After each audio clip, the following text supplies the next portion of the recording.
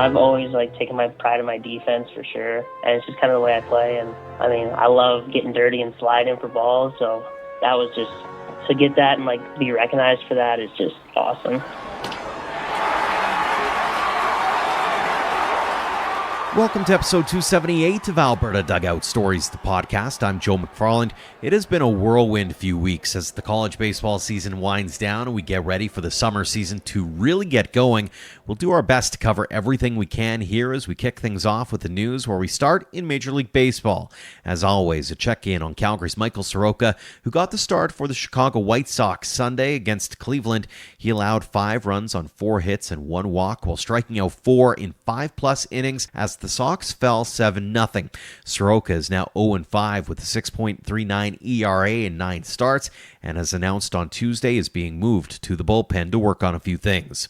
In the minors, a look at a few of the guys we haven't done updates on in a while. After starting the year in AAA, AHP Academy product, Eric Sabrowski is back with Cleveland's AA team, the Akron Rubber Ducks, and he has been putting on a show of late. In 10 relief appearances, he's 0-1 with a .87 ERA and has struck out 22 batters in just over 10 innings of work. Vauxhall Academy alum Adam Macko was back in action Wednesday night with the AA New Hampshire Fisher Cats. The Toronto Blue Jays prospect picked up the win in a 12-3 victory over Hartford. Macko allowed just 2 runs on 3 hits and a walk while striking out 9 in 5 innings. Wetaskiwin's Matt Kootenay continues to be a solid contributor for the Los Angeles Angels High A affiliate, the Tri-City Dust Devils. He's hitting .276 with a home run and 10 RBI in 33 games while hitting in the middle part of the order. That first home run, by the way, coming May 7th against Eugene. Lethbridge's Kyle Bloor has made his first professional appearance after signing with the Minnesota Twins earlier this year. He came out of the bullpen for the Fort Myers Mighty Muscles April 25th and threw 2 scoreless innings of 1 hit, 1 strikeout ball in what turned out to be a 13-9 loss to the Palm Beach Cardinals. And it wouldn't be a week of news if we didn't talk a little bit about Matt Wilkinson. The former Dawgs Academy and Okotoks Dogs hurler was named the Canadian Baseball Network's Minor League Player of the Month after going 3-0 with a 1.02 ERA in 7 starts.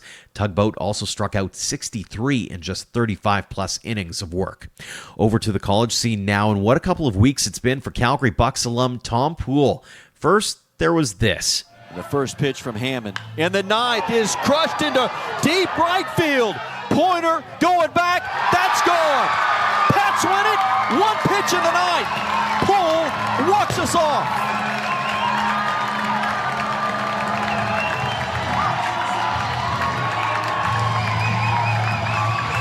Well, that didn't take long. Didn't even have time to let the drama build. Of course it's Tom Poole. He didn't miss that one. That ball blasted over the wall and right. Pointer did everything he could to get back there and make that play. Tom Poole ends it on 1 pitch in the bottom of the 9th. And then there was this. Here's his 1-1 pitch. And it is drilled deep into right field.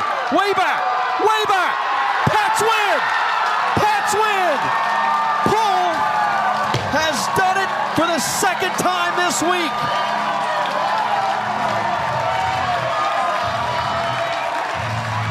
Four-3 Pats, they win it in the 9th.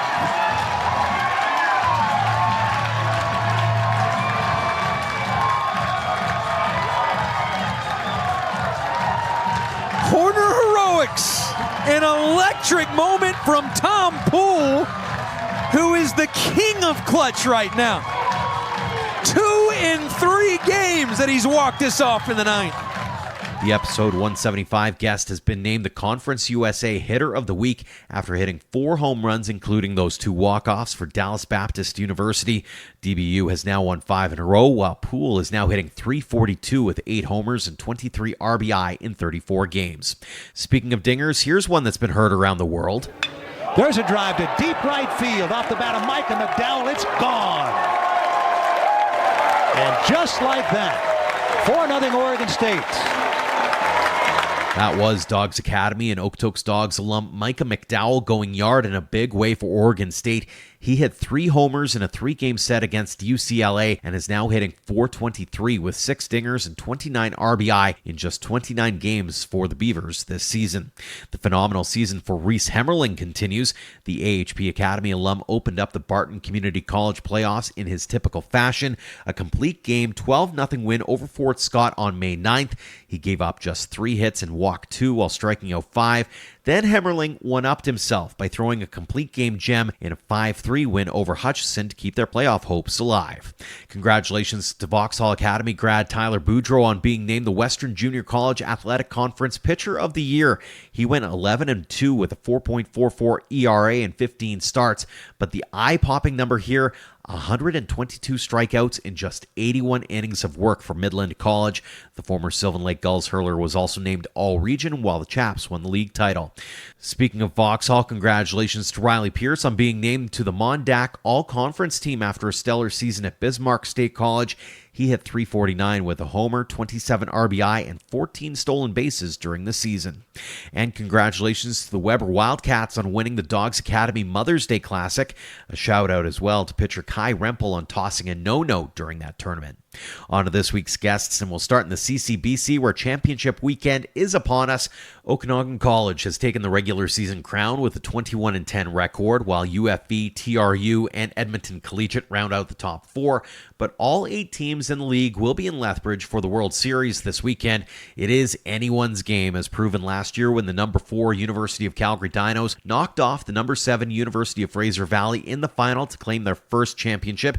Edmonton hurler Halen Knoll wouldn't mind seeing history repeat itself with his team in that number 4 position.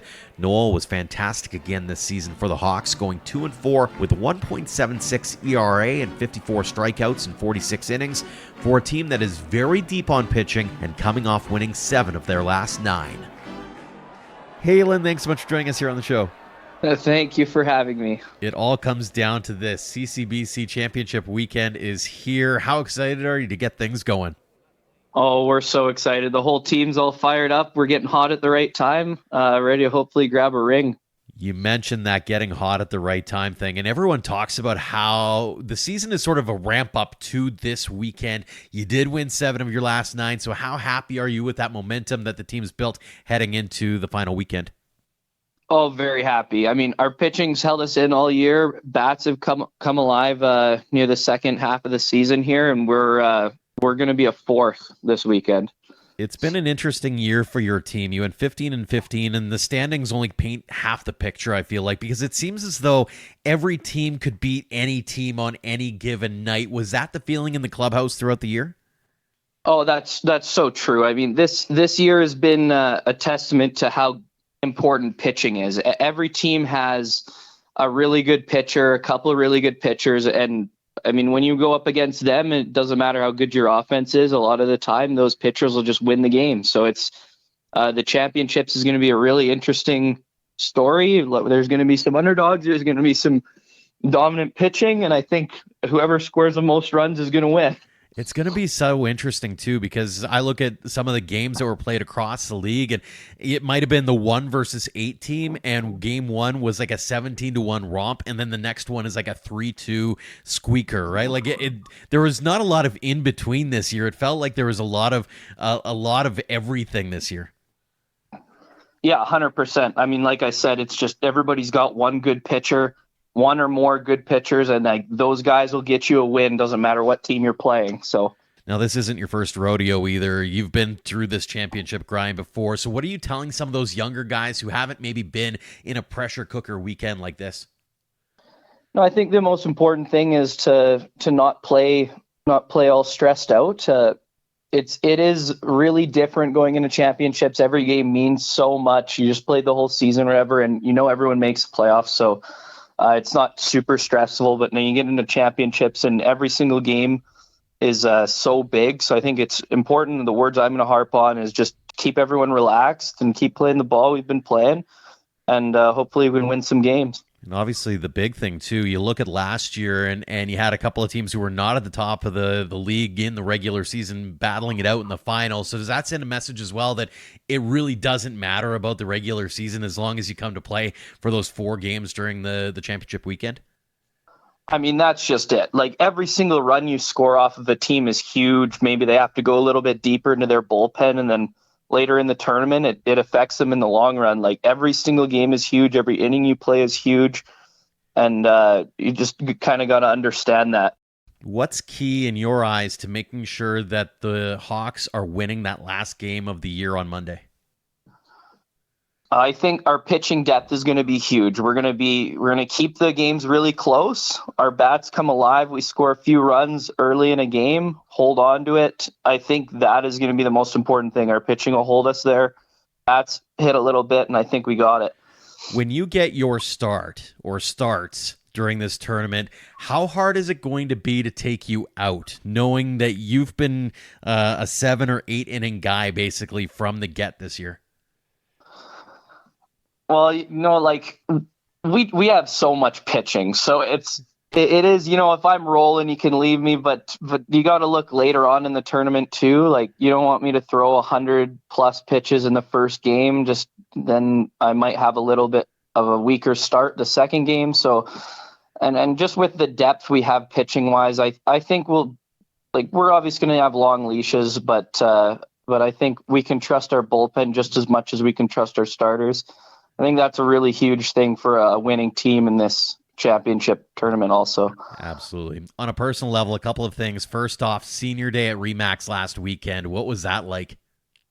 Oh, it was special. I mean, this team's been fantastic for me. I Coach Koff is actually the one who got me into the team to begin with back, I don't know how many years ago that was, right at the very beginning.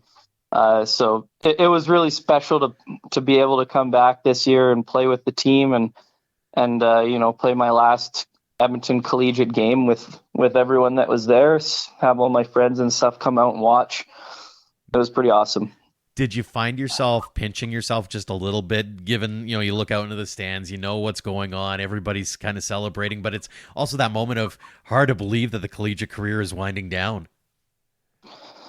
Yeah, it all comes to an end pretty quick, to be honest. Everyone kind of says it. The collegiate career gone in a blink of an eye. So, it was a little sad seeing that I won't be starting for Edmonton Collegiate again. But, I've got a lot going for me. We've got the River Hawks this year, so I'm excited for that. So, Now, you also took home team MVP honors. What did that mean to you? Oh, it meant so much. I won it a couple of years back, and then I left. I didn't think I was going to win it this year, but I'm just happy that I was able to get that, and just what it means for me. It's going to be up in my sports room, and it's going to be it'll be something I remember forever for sure. For sure. How happy are you with your performance this season? Pretty happy. I mean, the start of the season was a little rough when we ran into those 2 good teams, OC and PBA, but I definitely hit the switch and turned it on, pitched a lot better throughout the rest of the season, and ended up pretty good. I'm happy with it. I know you want to make the big memory this weekend, but if looking at it at this point, how are you going to remember your time with the Hawks? Well, like I said, the Hawks mean everything to me. They started my whole career. I wasn't even going to play college baseball, and then, like I said, Coach Koff kind of grabbed me and was like, "Oh, this kid kind of throws hard." And I was back in high school and decided to play the Hawks. So honestly, I owed it all to the Hawks program. I guess ECBC, Edmonton Collegiate Baseball Club beforehand, but just my whole career has kind of been catalyzed by playing with the Hawks, and the development I've been getting here has just been fantastic. And I'm really happy that I was able to play this last season with them. Mm-hmm.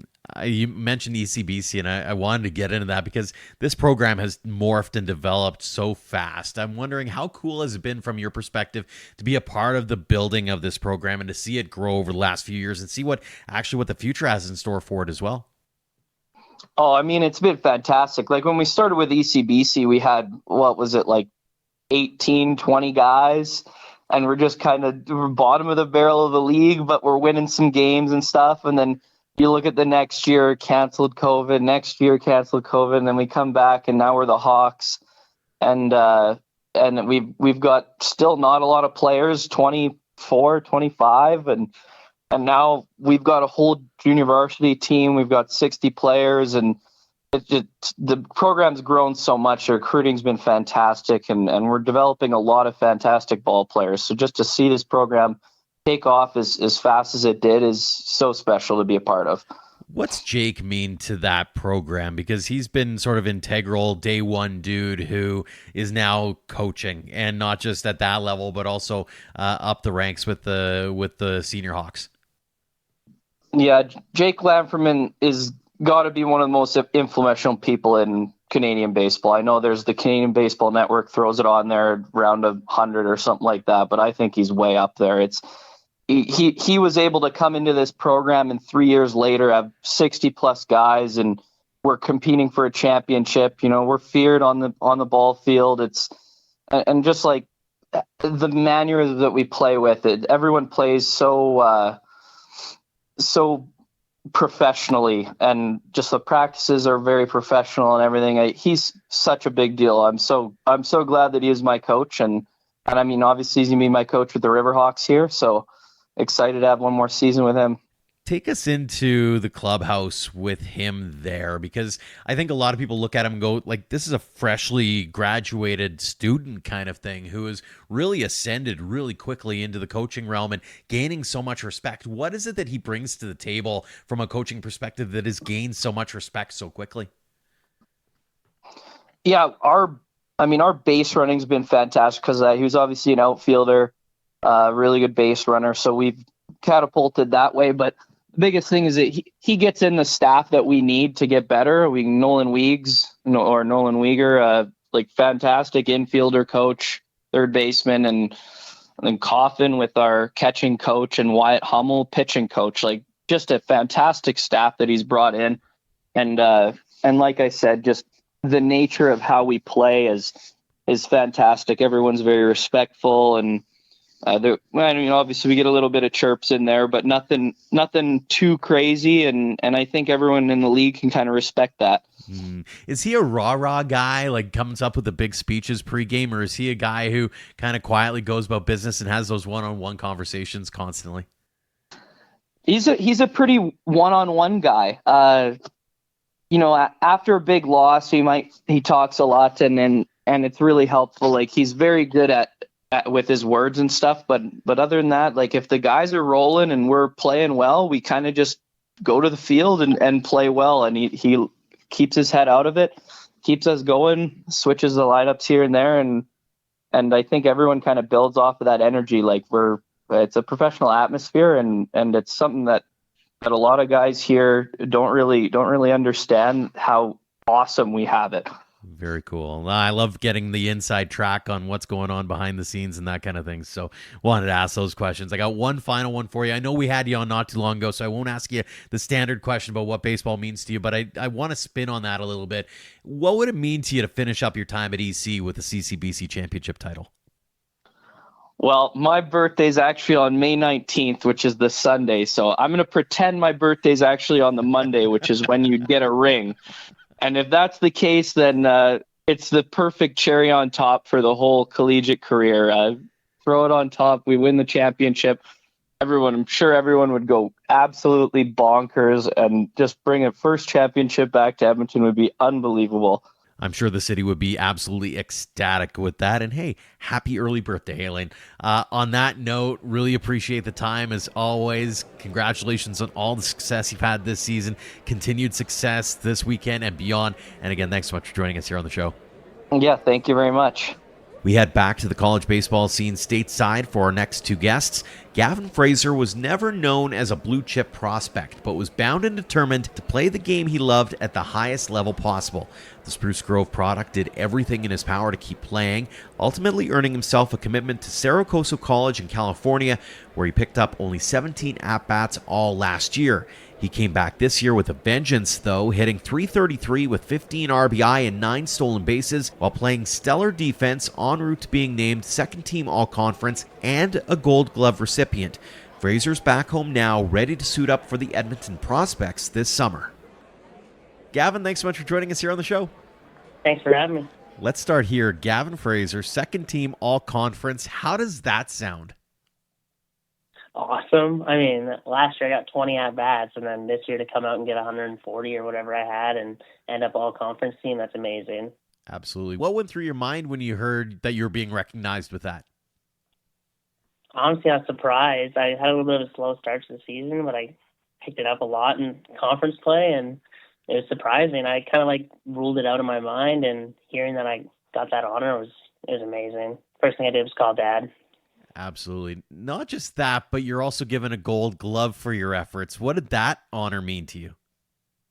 That means more. I've always taken my pride in my defense for sure, and it's just kind of the way I play. And I mean, I love getting dirty and sliding for balls, so that was just to get that and be recognized for that is just awesome. The stats kind of speak for themselves. 333 with 15 RBI, 9 stolen bases in 37 games. But particularly what I noticed, 17 hits in the last 6 games. Looking back on the season as a whole, how would you grade your own performance? In the end, it feels like I should put it as an A because I played so well, but I'd say a B. I feel like I started slow, but I kept myself afloat by playing really good defense and keeping myself in the lineup. And just doing the little things the right way, I feel like that's so important. When you're not playing at your best, you got to be able to help your team in any way you can, even if it's the little things. If it's cutting a ball just in time so a guy doesn't get an extra base, anything you can just to keep the team afloat and keep yourself in the lineup until you can heat up at the plate. What was key to your success when you look at the season as a whole? Defensively, key to my success was just having confidence. I feel like that's the biggest thing on defense is you want the ball every time. Even if you had a day where you have 2 errors, I feel like having enough confidence to want the next ball is key on defense. And offensively, I feel like, man, having just rhythm and flow at the plate. I feel like at the start of the year I was a little stuck up at the plate and not being selected for my own pitch. But once I got enough confidence to just be I'm just going to bang this next pitch, that's when I felt like I really got some success going.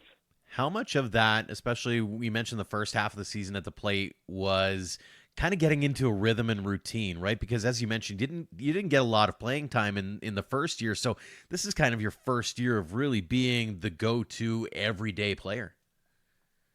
Yeah, for sure. I feel like when I got a nice 60, 70 at-bats under my belt, it just became so much easier. Obviously, we get back from Christmas and we only have a couple weeks before season starts, so I didn't see a bunch of live pitching right away. And after I got those 60, 70 at-bats, I just felt way more confident at the plate. I feel like I could see every pitch, and every pitch I wanted to hit, I could hit where I wanted it. So I feel like that's part of it, is getting a routine of just seeing pitches every day and playing. And then we would play lots of games. There'd be a 1 game and then an off day, then 1 game and an off day. And I feel like having that day after each game to kind of reflect and get ready for the next one was awesome. It was a great routine.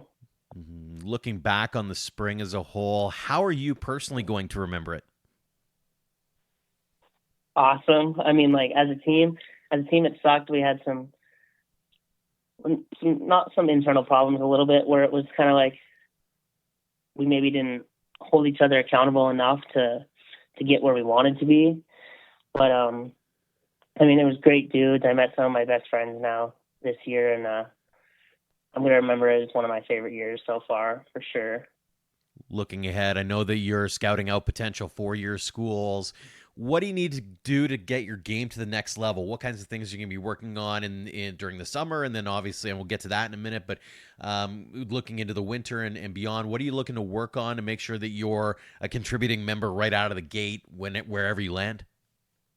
First thing I want to do is add a little more pop to my bat. I want to get into the gym and work on my upper body some more. I've got great legs and I can run, and I feel like I just need to work on finding a way to incorporate it into my swing and just getting stronger in my upper body so I can get more pop at the plate, and working on my arm. I feel like your arm can always do better. So, a couple of good goals to have. Looking back, let's go back in time here a little bit and talk about your start in baseball. How'd you get into the game in the first place?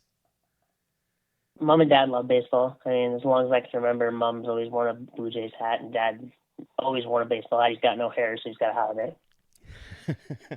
Got to take the shot at him when you can, right? Yeah. That's awesome. I played hockey and baseball growing up. I mean, I love it too. I love hockey more now than I did. I wish I didn't quit as early as I did, but I mean, I picked baseball and now I love it more. So that's awesome. What was it about the game of baseball that made you go, I want to chase that? There's something about like making a nice play or like barreling a ball that just, it's different. It's different than anything else. Did you have a favorite player or team growing up? Nowadays, it's Bo Bichette, which he's kind of like my idol. But growing up, I watched Ryan Goins a lot. He was awesome to watch defensively. Clearly, you were a Blue Jays fan growing up. What was it when you were a young kid that made you go, yeah, this is fun? I feel like part of that, like I've always kind of been like twitchy. And so that like ability to like, how it's kind of like slow and then it like, for like just a couple seconds, it picks up really fast. I feel like that's something that just like really kept me in it. Like you can hit a ball and then you get to run it as fast as you can. Like where else do you get to run as fast as you can all the time? Like, and then have the energy to run as fast as you can again. I feel like that's something that really sticks with me for sure. One of the things I've also heard about you is that you might not have been the most talented on the teams that you played on, but you were always all about learning, enjoying, and playing. Talk about your mindset going into playing the game of baseball when you were growing up. Yeah, for sure. I was small. I mean, still not the biggest guy. I'm not the most talented, and I wasn't blessed with a 90-plus arm. But I mean, just like I feel like if you always like focus on learning and getting better, like you're gonna be okay. Especially for like young kids out there. Like I don't know, maybe 5'2" growing up, and I grew to 5'6" maybe in like 10th grade, and then I haven't grown since or so. I'm about 5'8". But like I always got told I was too small, and like I got cut from a couple teams growing up just because I was too small or I wasn't ready yet, and I just kept to it, and that really motivated me to like keep going and learn. And I mean, I went to St. Francis Xavier Baseball Academy, and that really helped me learn a lot. Over 5 years, I learned a lot, and just being able to play baseball every day helped me like keep in like a rhythm where it was like I wasn't like losing any progress over the winter because I wasn't playing. But I feel like that helped me stay to my grind and keep to myself. Like there's so much about like you don't have to show anyone else what you're doing. Like it's okay to like work in silence and like keep your head down and just work. And I feel like that's really important, especially for kids nowadays with social media. Like it's easy to put a lot of stuff out there, but in the end, it's what you're doing behind it. I'm curious, when you get cut from teams like that, I think a lot of kids would go, okay, well, I guess the dream is over. Yet you kept going. What was it that drove you to say, listen, I'm gonna make the best of this, and I'm gonna do the best I can, and I'm gonna try to chase this dream no matter what anybody else tells me I can and can't do? Honestly, my parents have a big influence on that. Like I always want to impress them for sure, and I love them to death, and they give me so many opportunities. So why waste those opportunities? I feel like they both grew up on farms. They didn't get the opportunities that I get, and like if they're gonna give me these chances, like I gotta take the absolute most of them. And so when I got cut in Pee Wee early on, I played house league Pee Wee my first year, and then I played Double A my first year at Bantam, and I played Double A my first year in midget. I never made a Triple A team right away, and I feel like part of it was just I had some good friends too that I played Double A with, so that really helped keep me motivated and like want to play. And I feel like my parents are such a big influence on that. There's so much I want to do for them, and I feel like the best thing I can do for them right now is let them watch me play and play on this to the best I can. I mean, my dad came down so much this year to watch me. It was awesome. And just, I've never seen a smile like that. So watch me play. So that definitely helps. Very cool. Do you remember when it turned for you, when it went from, okay, this is a fun game and all, to, hey, maybe I can chase this at a college level? Probably like around the COVID year, like right after COVID. My first year of midget, I played my, I don't know, I maybe hit my weight. I don't know, I didn't hit very well. And I played defensively really good. I played second to start the year, then I moved to short, and I just hit in the 9-hole every game. And yeah, I maybe hit my weight, and I don't know, it wasn't that much at the time.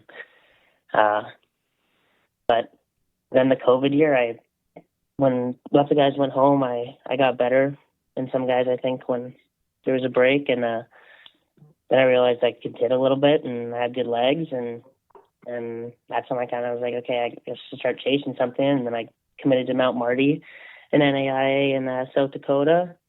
And then played my senior year in Spruce. And then headed there, redshirted, left, and ended up at Coso. So that was awesome. But that's when I probably started realizing I could play at a college level. It was probably right after the COVID pandemic. It's amazing to think, because I know in talking to guys during the course of the pandemic, there were those who were like, you're setting up your batting cages in the garage or that kind of thing. What was it for you that kind of allowed you to get a step up on the competition? What kinds of things did you do during that time to really step up your game?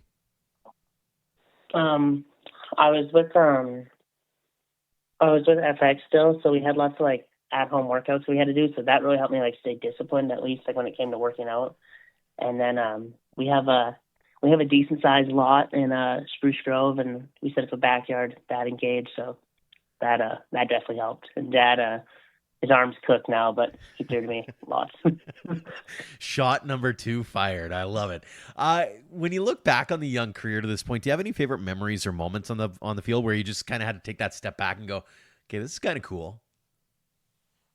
I think my favorite ones probably in my last year with Spruce. I got to play with my best friend in the whole world, and playing up the middle with him was just awesome. I mean, I got to play short, which I love playing shortstop, and I remember we turned this one double play, and that one really sticks with me. Just a nice clean double play, crisp, and doing it with him is just that really sticks with me for sure. Absolutely. On the flip side, when you've kind of alluded to it, but I want you to expand on maybe that or something else. But baseball is a game of failure. Everybody talks about. But what's been that biggest obstacle or hurdle that you've had to overcome that maybe you're most proud of? Honestly, for a not super big power hitter, I struggled a lot with strikeouts growing up, and I get putting the bat on the ball and putting it in play, but I struggled a lot with strikeouts and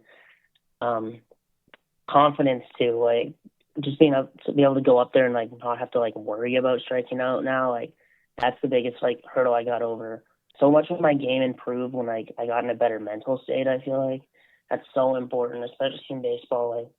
Even from last year to this year, I didn't physically, I didn't change that much, but mentally I changed so much. My game completely revamped just because of a couple headspace changes and what I could do.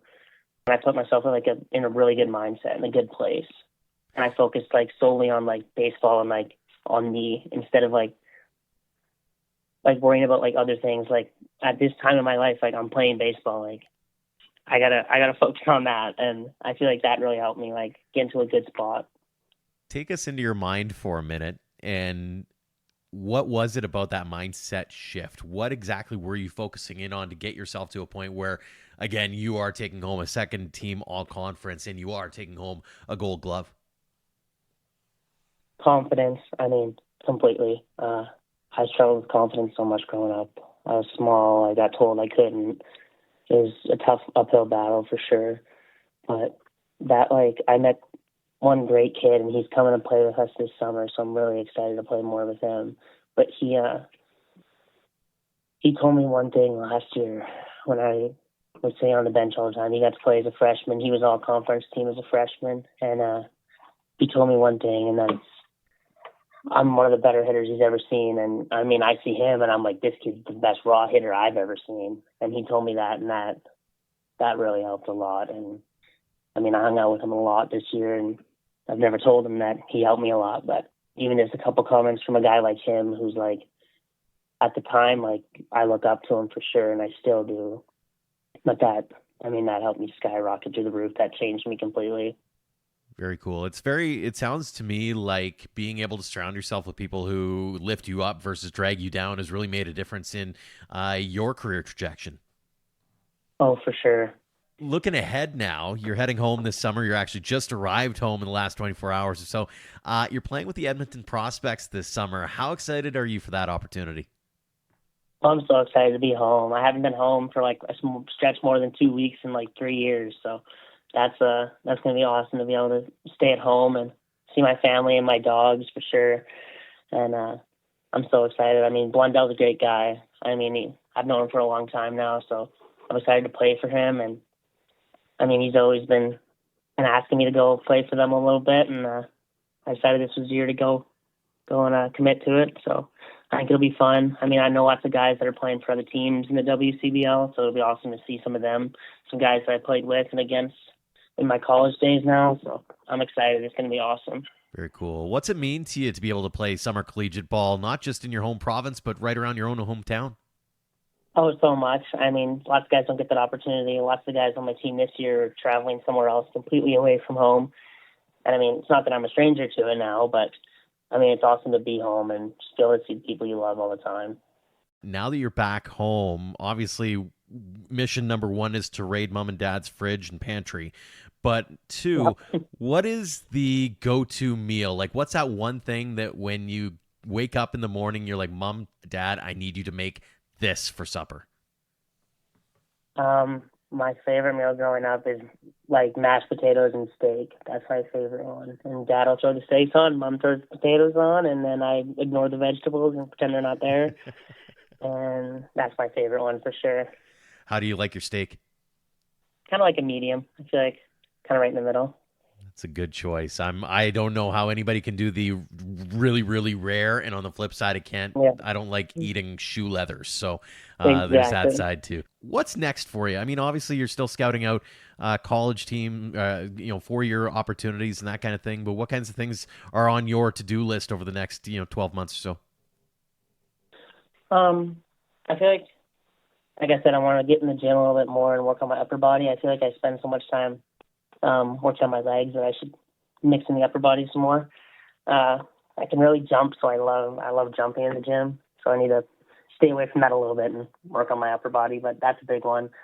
I want to improve on my scholar game. I feel like this season, playing every game and mixing, having the school to do as well. I feel like I didn't do the best job mixing it together, and so I need to find that happy medium next year for sure. And just advancing as a better player and in a better mental state too. I feel like you can always get better mentally and physically. So I feel like that's something I just need to keep working on and get my arms stronger for sure. That's something that I want. Couple of solid goals for you for sure. A couple more questions for you before we let you go, Gavin. First off, you're getting to play back at home again this summer, and you're probably going to get a chance to come across some of those young kids who are just starting out on their baseball journeys, and they're looking for advice or words of wisdom on how to get to where you're at now. What are you telling them? It's kind of simple, but don't give up.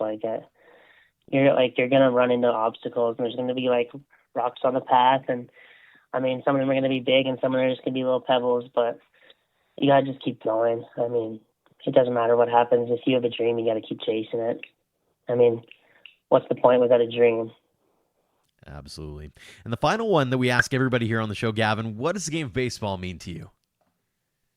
It means a lot to me. I mean, right now it feels almost like it's my life. I mean, I spend every day going to the field and trying to get better every single day.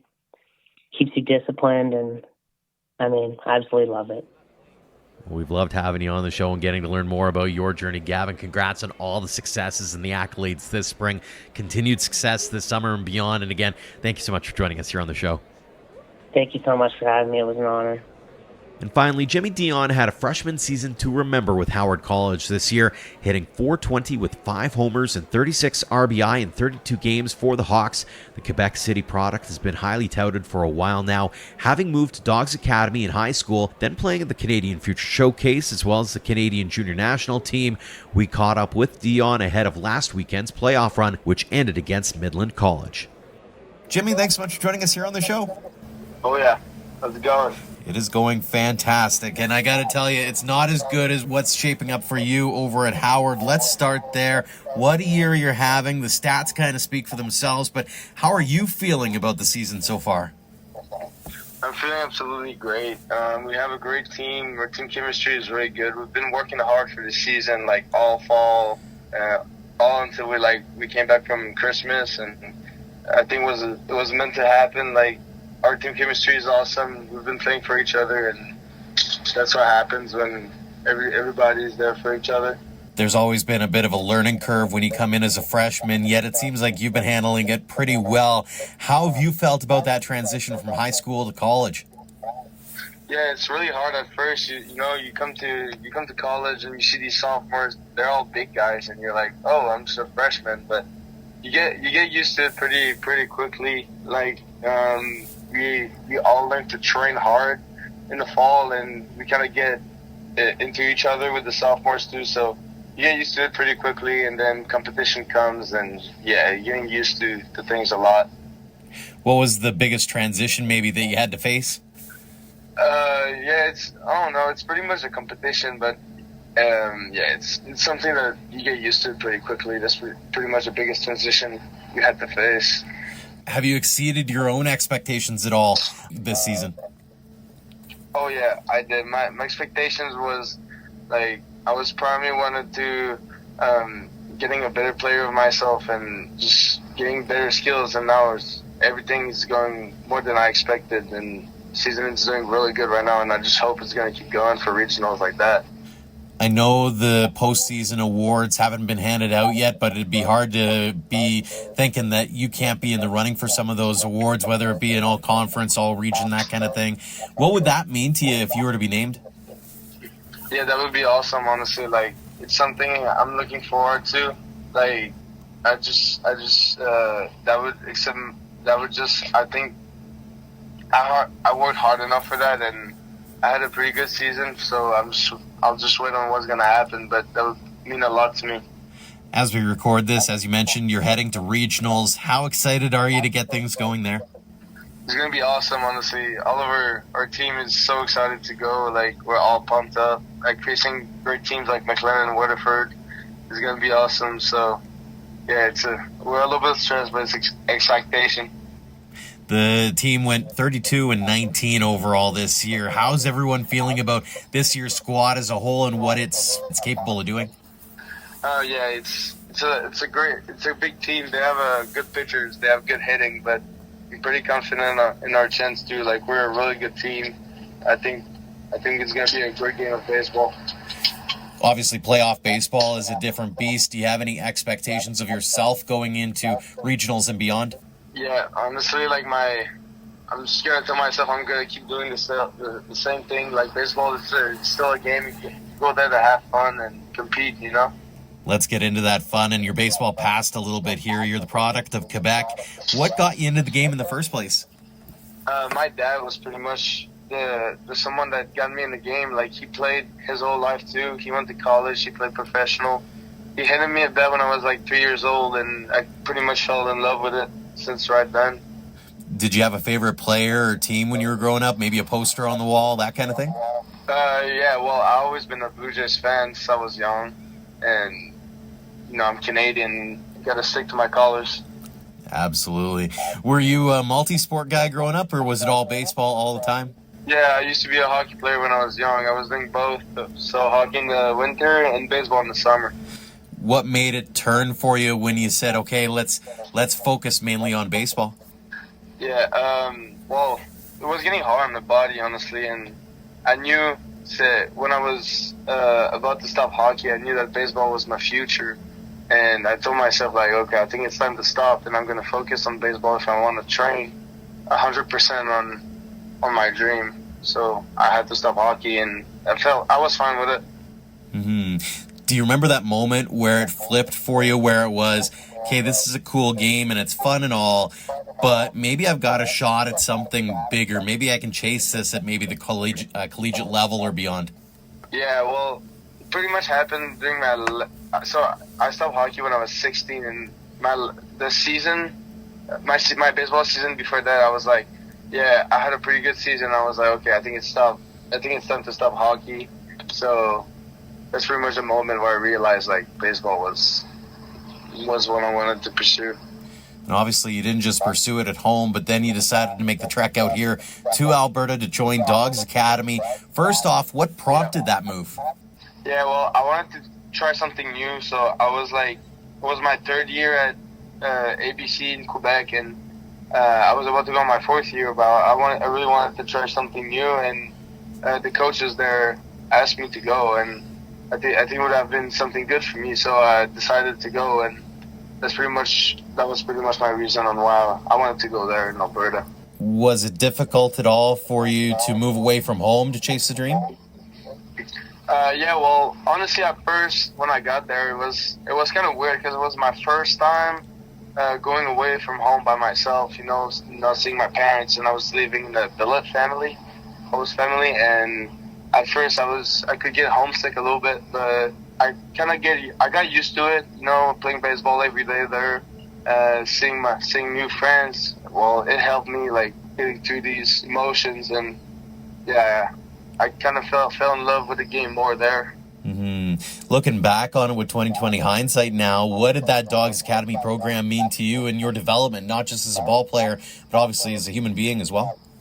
Mm-hmm. Yeah, well, when I got there, I actually learned a lot. I learned a lot about baseball. I learned a lot about like just being a person, like growing up. We did a lot of things there that like helped us just growing up as a person and as a baseball player too. So I really liked it. It's a part of my life I'm going to remember, definitely. You mentioned the pride of being Canadian and that kind of thing. You've been able to suit up for Canada's junior national team. What was that experience like for you? Yeah, that experience was awesome, honestly. We played in the best baseball facilities in the world, pretty much. Like, you get everything. Like, it was really one of the best experiences of baseball I had in my life. You get to play professional baseball team, like professional players. So yeah, it's a really good experience for your future. I've talked to a few athletes who've been able to put on that maple leaf or wear Canada across the chest, and the word that always comes to mind when they get to put it on for the first time is emotional. They're very prideful of being able to do that. Take us back to that moment where you got that jersey or you got that hat, you put it on and saw yourself in the mirror. What was that like? Yeah, it was awesome, honestly. I got to my locker and I saw all the stuff that was hanging on my locker, and I was like, okay, I'm gonna put it on, and it was time to put it on, and then I'm all dressed up and I go to the mirror and I'm like, wow, that is awesome. I can't believe I'm representing my country right now. It's like a dream. Very cool, and obviously you want to do it again in the not-too-distant future. Let's talk a couple more things about your past here, and one thing I like asking is about those favorite memories or moments on the field. What's that one moment that sticks out to you where you kind of had to take that step back and go, man, I can't believe I get to do this? Yeah, well, honestly, one of the good moments I had is pretty much last year. We won a tournament, and we had a tournament in Washington State, and it was my last game in high school too. It was my last high school game there, so I think it was really nice for me and important, because I think winning the tournament on my last high school game is something really cool. And after this, and I was thinking about my whole high school season, and I was like, it's done. It's time to go for college, and it was really good on ending my high school season on this. When you think back on that team, particularly that Dawgs Academy squad, what made that team so special? Because there's a lot of really good athletes on that team, but it seems like you guys really gelled together quickly. Yeah, we were a really good team, really talented team, honestly. Every player was skilled, and chemistry was really good too. A lot of people that plays with energy, that plays with their heart. Everybody would no one from the team would be slow, and everybody would jump on the field and play with heart. So that's what made us really good. And in the winter, in the fall, we're an academy that works really hard too. So that makes how we play on the field. How cool has it been to see some of your teammates from that Dawgs Academy program go on and do some special things in college, yourself included? But you look at Terrell Chadwick and some of these other guys who all came together from different parts of the country to play at Dawgs and are now doing some pretty amazing things in other college programs.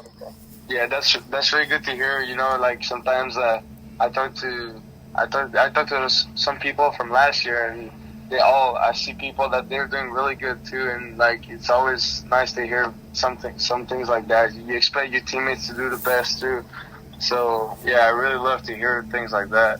Absolutely. We've talked about the highlights. I'd be remiss if we didn't talk about some of the challenges and hurdles that you've had to overcome over the years. What's maybe that big one that's stood out to you that made you go, I'm really proud that I was able to overcome that? Yeah, something honestly I always had a challenge with is my emotions. Like, I've always been a big competitor, and this comes to like having hard moments with emotions sometimes, and like it took me a while. Honestly, I've always struggled with it, and I got really better at it, and I think it made me a better baseball player right now. Like, you know, when you get hard on your emotions, it's hard to just bounce back and get better. Like, when you can control it, it's really easy to put less stress on yourself and just compete at a higher level. So that's pretty much what was the challenge for me. Mm-hmm. Looking ahead, putting out the crystal ball for a second, what do you need to do over the next few months here to take your game to the next level heading into next season? Yeah, well, honestly, it's just keep playing is gonna help me for next season. Just keep playing and working out, you know. Let's see how the season's gonna end. Let's see how summer ball is gonna go. So after that, I'm gonna be ready for next season for sure. Fantastic. A few fun ones here before we let you go here, Jimmy. First off, when you're at the ballpark as a fan, what is your go-to food? My go-to food before going to the ballpark, I'd say I'm a big pasta guy, so always pasta before playing. Fantastic. And as a fan, what are you going, like say you get to go to Rogers Center for a Jays game or whatever, what's that food that you like to hit up at the concessions? I'd say hot dogs. Hot dogs. Big go-to hot dogs. Do you have a specific topping that you want on top of your hot dogs?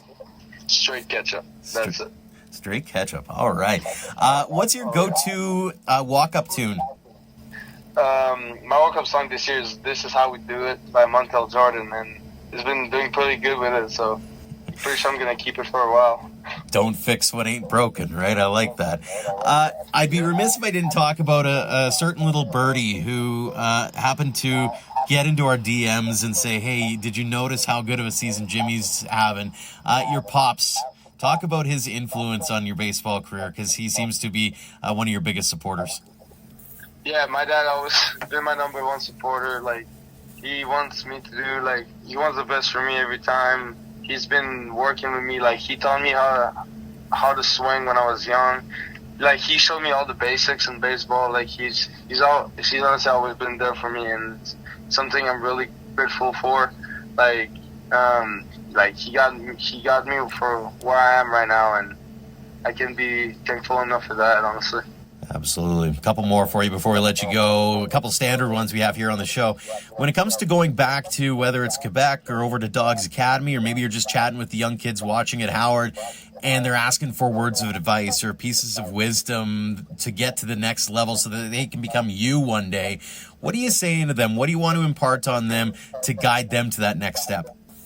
Yeah, honestly, like, the most important thing when you want to grow in the game is it's always playing with fun, playing with love. Like, never, the day you're gonna hate the game is the day you're gonna have to stop. So you always gotta be playing with the love, playing with fun. You gotta play like as a team. You gotta work hard for what you want to get. Like, it's always gonna be how you're gonna reach the next level. You can do nothing. You gotta work hard. Absolutely. And that really, I think, segues into my final question. It's one we ask everybody here on the show, Jimmy. What does the game of baseball mean to you? It means pretty much everything, honestly. I've been doing this since I was young. Like, I don't see myself doing something else than baseball. Like, it's something I've been doing my whole life. So it's pretty much like it's what it's stick on my heart right now. Absolutely. Well, Jimmy, really appreciate getting the chance to get to know you a little bit here on the show. Congratulations on all the success you've had at Howard and even before that. Continued success going forward. And again, thanks so much for joining us here on the show. Appreciate it. Thank you. Thanks again to Halen Knoll, Gavin Fraser, and Jimmy Dionne for joining us this week. And thanks to all of you for downloading and listening. If you like this or any other episode, make sure to leave us a rating and review on your podcast app. Those actions, of course, help spread the word about ADS. Make sure to subscribe as well, as we plan to have a full wrap-up of the CCBC Championships. And we're planning a WCBL season preview extravaganza, so stay tuned for more. We'd also like to tip our caps to our Platinum supporters, the Okotoks Dawgs, for all they do for us and for baseball in Alberta. Their season kicks off Friday, May 24th at home to Brooks. For more on our amazing teammates, head to albertadugoutstories.com/supporters. Until next time, thank you for all of your support online, on social, and on air of Alberta Dugout Stories.